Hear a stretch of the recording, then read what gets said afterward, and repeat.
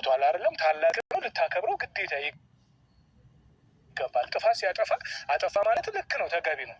ጥፋት ነው፣ ለምንድን ነው የምታደርገው ማለት ልትጠይቀው ትችላለህ። ግን እንደዛ ያህል እንግዲያው የሰውን ሰው ይዘን ውጭ እስከ ማለት ድረስ እንዴት ትደርሳለህ?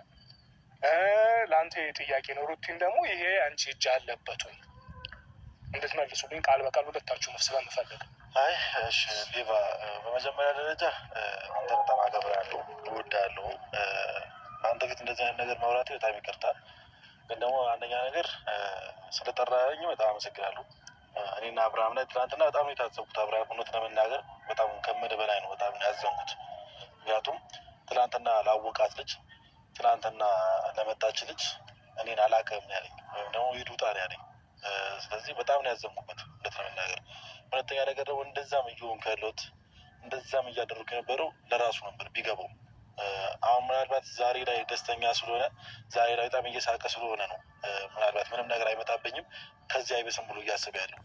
ግን አሁንም ችግር ውስጥ ነው እየገባ ያለው። አሁንም ችግር ውስጥ ነው ያለው፣ ወጥመድ ውስጥ ነው ያለው፣ በጣም ትልቅ ወጥመድ ውስጥ ነው ያለው አብርሃም። ግን ይሄ ነገር ሊነቃ አልቻለም፣ ወይም ደግሞ ሊገባው አልቻለም። ምናልባት የዛሬ ደስ እያየ ያለው የዛሬ ደስተኛ መሆኑ ብቻ ነው እያየ ያለው። እዚህ ጋር ደግሞ ሩታ አለች። የወለደችው ልጅ እኮ የእሷ ብቻ እኮ አለ የአብርሃም ገብቶሃል። ስለዚህ እሱ ቤት አስቀምጦ እሷን የሆነ ቦታ ላይ አስቀምጦ እሱ ከሄርሜላ ጋር እንደፈለገ መሆን ይህ በጣም እኔ ከእሱ አልጠብቀው ነገር ነው። ለልጅ ምንም አይነት መስዋዕትነት እየከፈለ አይደለም፣ ምንም ነገር እያደረገ ያለው ነገ ላይ አባቴ ብሎ እንዳይጠራው ነው እያደረገ ያለው ልጁን። እና ምን አይነት ነገር ነው ይሄ? ደግሞ ከታላቅ ወንድም ማልጠብቀው ነገር ነው እያደረገ ያለው። ትናንትና ውስጥ ያ ሁሉ ነገር እኔ ሩሙ ራሱ ለምን አስፈላጊ እንደሆነ አልገባኝም።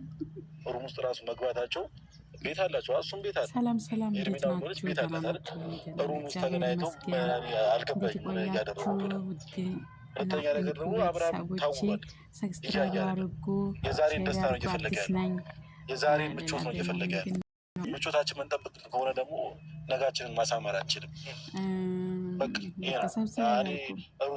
እኔ ሩታ በጣም ወዳት አሁንም ቢሆን ከእሷ ጎን ስለሆንኩኝ የሆነ ሰው የሚደብረው አካል ካለ ይደብረው። አሁንም ቢሆን